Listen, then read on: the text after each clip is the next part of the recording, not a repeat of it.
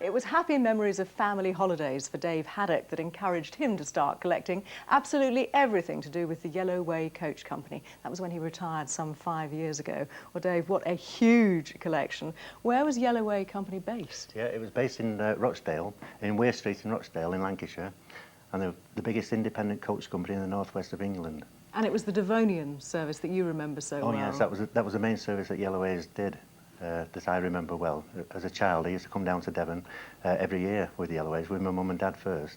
So how many years running did you come down on the coach? All in all, every year for 25 years. Oh, you must have loved it. And you must have such happy memories of being on board too. What was the atmosphere like? Oh, it was brilliant because it was like a big family atmosphere, you know.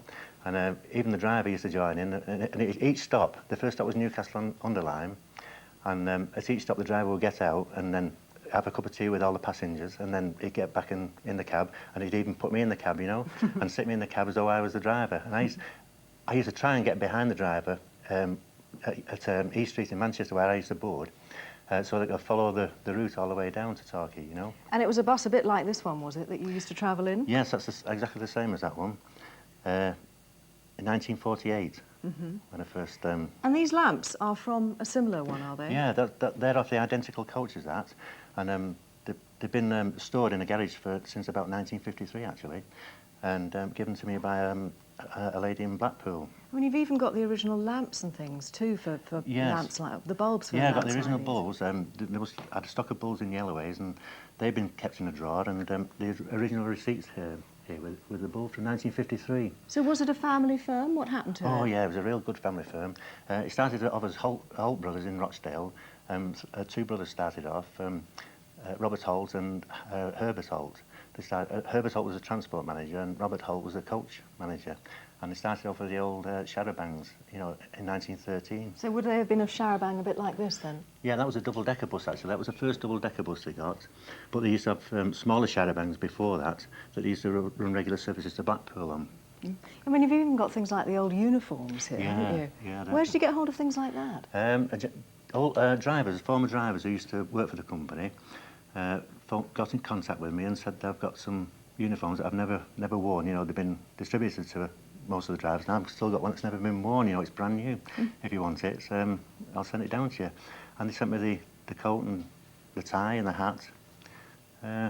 So where do you keep all this material at home? I keep it in like a little outbuilding, a brick outbuilding that's supposed to be actually a workshop, but I've converted it into like a little museum.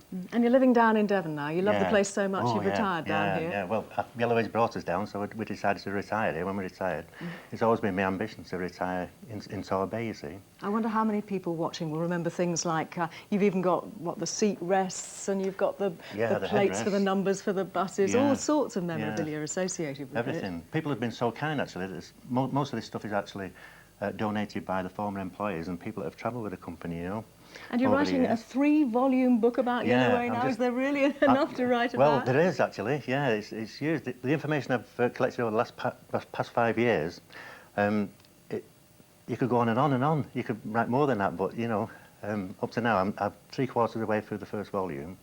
And then I've got all the information for the next 2, you see, but it's just time-consuming to put it all together. But when it's all together, it'll be really interesting reading to people.